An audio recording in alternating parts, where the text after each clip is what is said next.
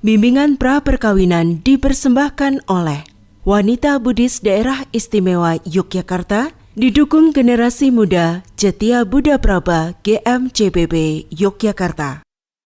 Pembelajaran Modul 6, Membangun Generasi Berkualitas. Baik, terima kasih atas waktunya yang kami hormati Romo Pandita, calon mempelai berdua, serta para upasaka-upasika semuanya. Di sini saya ingin menyampaikan materi yang kelima, modul 5 tentang membangun generasi yang berkualitas. Tentu dalam kehidupan bersosial kemasyarakatan yang namanya regenerasi ini sangat dibutuhkan. Baik nantinya akan kita dapatkan generasi yang berkualitas ataupun tidak. Ini merupakan kewajiban kita untuk mempersiapkan generasi itu. Ya.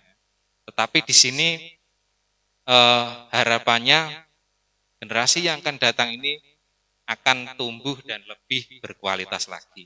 Makanya kita perlu mempersiapkan itu supaya bagaimana kelanjutan dari keluarga kita maupun kemasyarakatan kita itu akan berjalan dengan baik. Nah, di sini ada 3 yang menjadi tujuan. Terus next bawah untuk meraih bagaimana menciptakan generasi yang berkualitas.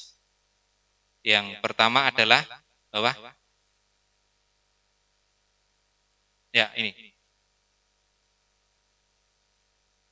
Dapat mengetahui dampak perubahan zaman dan kemajuan teknologi bagi kehidupan keluarga. Yang kedua, mengetahui konsep dasar pengasuhan anak secara kontekstual.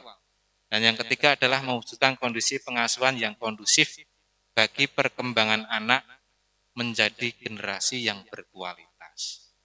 Poin yang pertama, mengetahui dampak perubahan zaman dan kemajuan teknologi. Ini juga tidak dapat dipungkiri pada era digital ini, tentu hal positif dan negatif pernah kita rasakan terhadap perkembangan digital ini. Yang jelas, saya kira calon mempelai berdua sudah mengetahui dampak negatif maupun positifnya. Nanti silahkan dipilah-pilah, kemudian dikembangkan dalam keluarga Anda.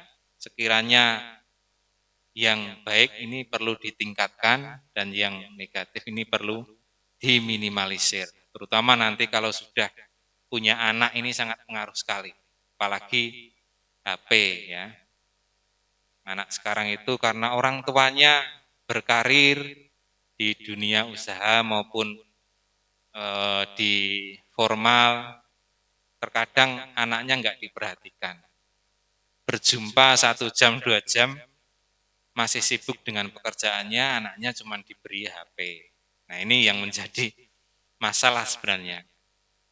Boleh sih kemudian kita memberikan HP kepada anak, tetapi diberikan jadwal dan waktu yang jelas. Ketika bersama ini interaksi face to face sangat dibutuhkan, tidak hanya menatap HP saja. Nanti akan tahu sendiri ketika saya sudah punya anak juga umur 5,5 tahun. Ini juga karena istri saya di apoteker, saya juga guru. Terkadang ada pekerjaan yang sekarang online kan menyita waktu sekali. Ini sangat sulit namun dapat kita kendalikan. Yang penting anak kalau sudah seumur segitu dikasih jadwal saja. Waktunya belajar, waktunya bermain dengan teman sebaya, waktunya bermain HP itu juga sangat penting sekali karena yang namanya HP itu kalau terlalu tidak tahu juga kasihan anak. Jadi pinter-pinter kita membagi waktu. Ya. Next.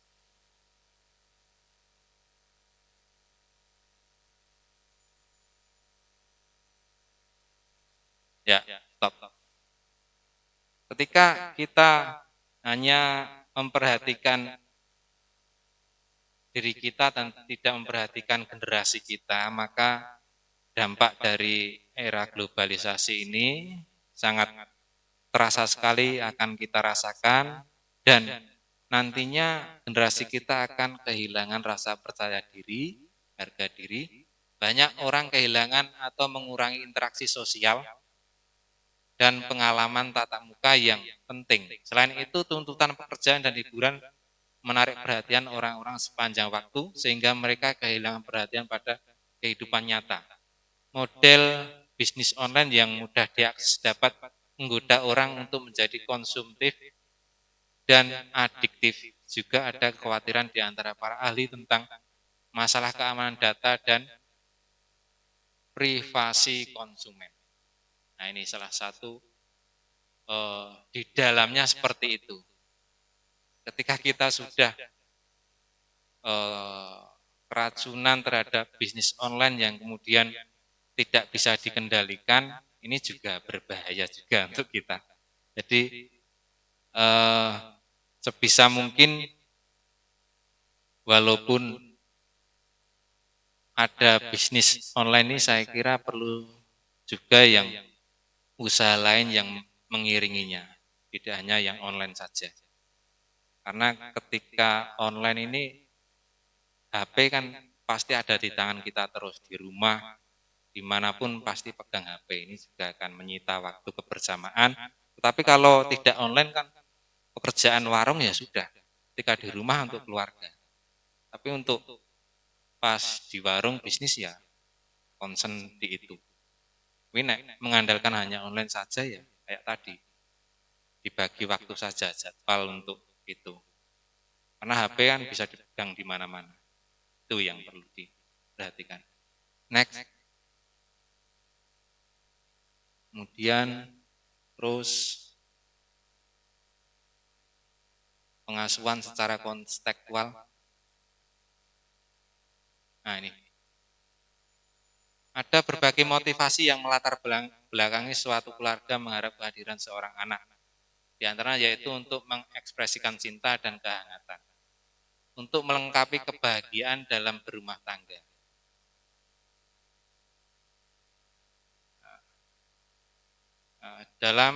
Menurut Lama Zopa Rinpoche, jika Anda memiliki untuk mengundang kehadiran anak, maka Anda harus memiliki rencana bagaimana mengasuh anak Anda agar dengan menjadi orang tua Anda membawa lebih banyak manfaat bagi dunia dan makhluk hidup.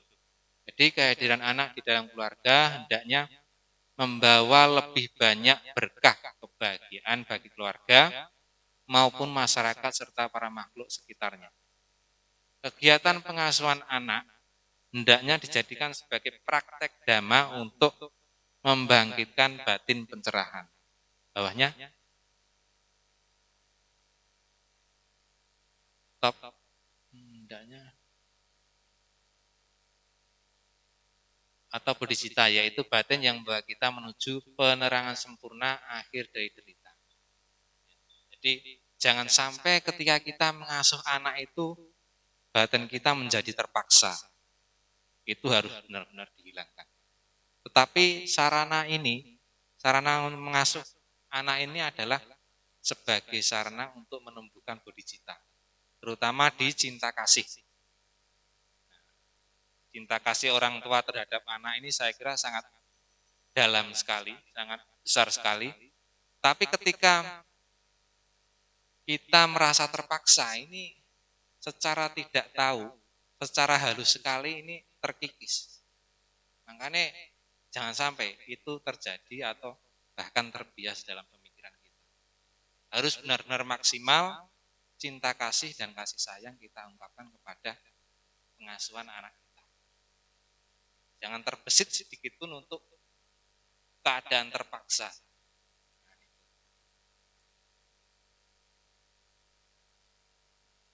Nah ini, dalam Sigalowada Sutta, Buddha memberi nasihat kepada pemuda Sigala tentang kewajiban orang tua terhadap anak, yaitu mencegah melakukan kejahatan, mendukung melakukan kebajikan, mendidik dengan baik, mendukung anak menemukan pasangan hidupnya, memberi warisan pada waktunya.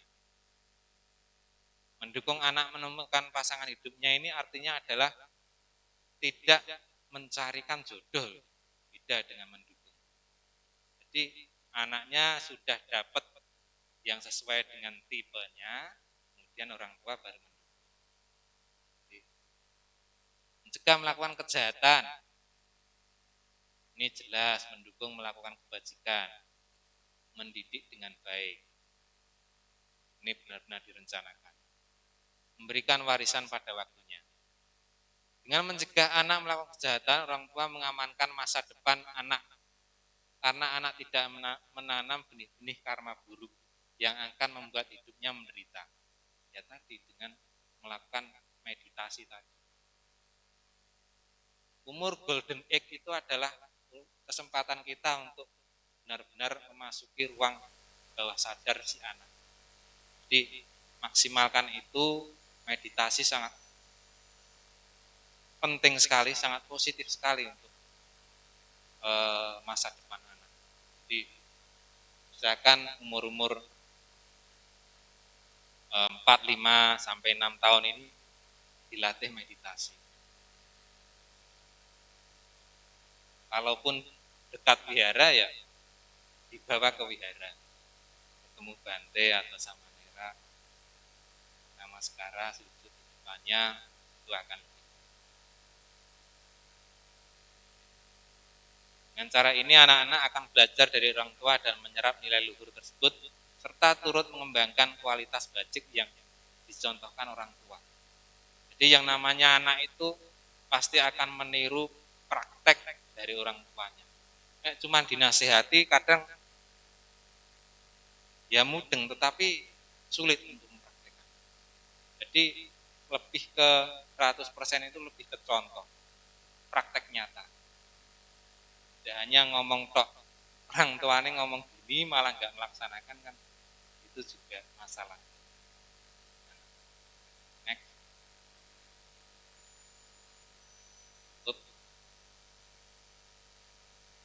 Dalam pengasuhan kontekstual di zaman sekarang, yakni pengasuhan yang sesuai dengan kebutuhan, situasi, dan kondisi masa kini, maka pesan Buddha yang tercantum dalam segala wadah kita masih sangat relevan. Karena apabila orang tua ingin membimbing anak-anaknya agar hidup sukses, caranya adalah dengan mendidik anak menjauhi kejahatan dan melakukan banyak kebajikan. Kebajikan anak dikumpulkan inilah yang akan menjadi sebab mendukung munculnya syarat bagi kebahagiaan.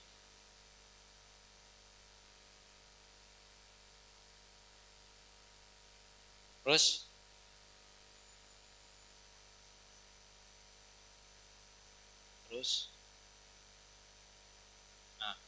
top. Ketujuh landasan nilai yang disarankan Lama Zopa.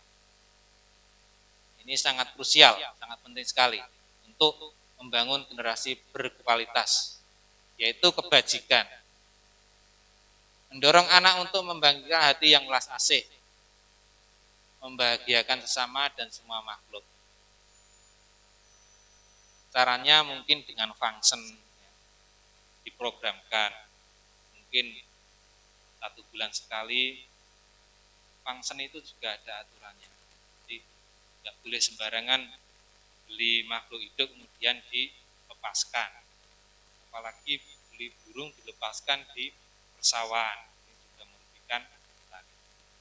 Tapi saya kira saya punya pengalaman ketika mau function itu lebih baik beli lele atau ikan yang di rumah makan Lamongan itu, yang jelas sudah mau dimakan. Nah, itu kan benar-benar sudah istilahnya sakaratul maut di situ. Nah, kita beli, kemudian kita lepaskan. Walaupun di sungai mungkin akan mati, kan setidaknya kita memberikan kesempatan beberapa jam atau menit. Ini kebajikan yang bisa kita lakukan untuk makhluk itu. Ini salah satu praktek welas asih yang kemudian bisa kita perlihatkan kepada buah hati kita. Simpati. Ketika hal baik terjadi pada orang lain, wajah rupawan, teman yang baik, pekerjaan yang baik, ya, bisnis yang sukses, penting bagi anak Anda untuk belajar merasa senang tentang hal itu. Anak perlu berlatih untuk selalu bersukacita ketika makhluk lain berbahagia. Dengan pikiran yang bahagia, mereka akan berkomunikasi dengan baik dengan orang lain dan perannya akan memiliki relasi dan koneksi yang baik dengan siapapun. Simpati itu melihat orang lain bahagia, kita harus ikut, tidak iri.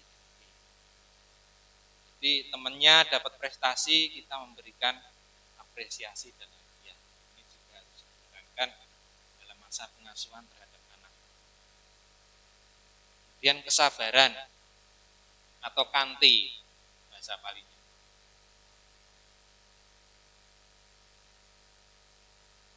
Kemarahan yang merupakan kebalikan dari kesabaran akan menghancurkan buah karma bajik, penyebab dari setiap jenis kebahagiaan.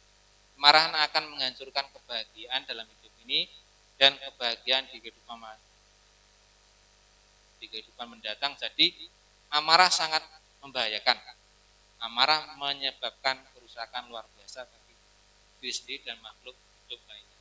Saya kira Anda sudah tahu akan hal ini ketika mungkin dalam berumah tangga tentu banyak kerikil-kerikil kecil yang Anda akan lalui nanti, tapi ketidakcocokan pemahaman itu jangan ditunjukkan di hadapan anak kita.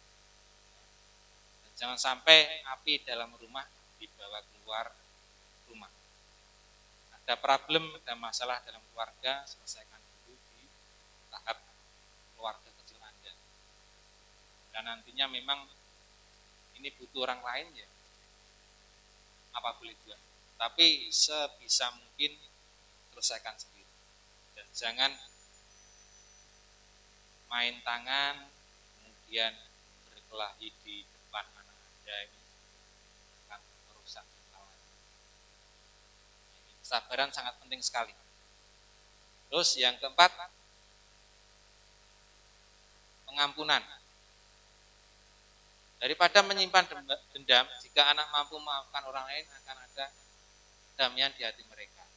Jika di hati orang-orang yang menyakiti mereka tanpa mempraktekkan pemaafan, makna hidup mereka dan tujuan mereka dilahirkan sebagaimana yakni untuk membawa kedamaian bagi diri mereka sendiri, keluarga, dan orang lain. Jika anak Anda tidak mau memaafkan orang yang menyakiti mereka, malah justru membalasnya dengan kejahatan lagi, maka karma negatif pembalasan itu di masa depan akan menyakiti anak Anda. Dengan cara ini, berita karena saling menyakiti akan terus berlanjut tanpa akhir. Jadi memaafkan ini hal yang gampang, tetapi terkadang kita tidak 100% benar-benar memaafkan. Ini harus diterapkan. Jadi jangan sampai api dibalas dengan api, tapi api harus dibalas dengan air supaya teredam semua. Kelima adalah pertobatan. Menyesali kesalahan terhadap apapun kesalahan yang pernah dilakukan adalah sesuatu yang baik dilakukan. Jadi mengambil hikmah dan belajar dari kesalahannya. Jika anak Anda menyesal, segera meminta maaf atas kesalahan. Hal itu akan membawa kedamaian di hati mereka dan juga orang-orang mereka sakit. Orang yang bersakiti tersebut tidak akan menyimpan dendam terhadap anak Anda. Ini juga penting sekali. Memaafkan. Selanjutnya, rasa syukur. Banyak masalah terjadi di dunia karena tidak bersyukur dan merasa tidak puas dengan apa yang telah dicapai. Jika target keluarga Anda hanya angka, saya kira tidak akan pernah tersyukur, tapi merasa Tapi ini justru akan menimbulkan kebahagiaan. Jangan sampai terlalu keduniawian, tapi ke depan kita juga memikirkan setelah ini kita mau kemana. Ya, yang ketujuh adalah keberanian. Seringkali anak direndahkan sehingga mereka memiliki kecenderungan rendah diri dan pesimis dengan menganggap bahwa mereka tidak memiliki kemampuan dan saya putus asa, saya tidak bisa berbuat apa-apa.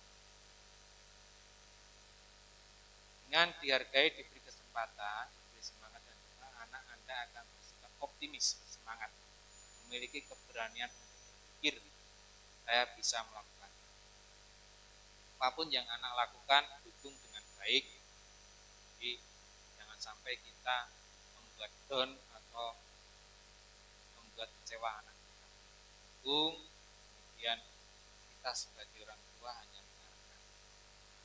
Ini 7 pengasuhan kontekstual yang perlu Anda praktekkan dalam kehidupan rumah tangga, bagaimana menghadapi dunia yang semakin maju ini, dan bagaimana cara mengasuh anak secara kontekstual seperti itu. Saya kira ini yang perlu saya sampaikan, tidak banyak-banyak, nanti banyak malah ambiar semua. Ini yang saya sampaikan, semoga dapat bermanfaat dan dapat dipraktekkan dalam mengarungi bahtera kehidupan. Akhir kata, sabisata bawantu sekitata, semoga semua makhluk hidup bahagia. Sadu, sadu, sadu. Namo Sang Hyang Adi Budaya, Namo Budaya.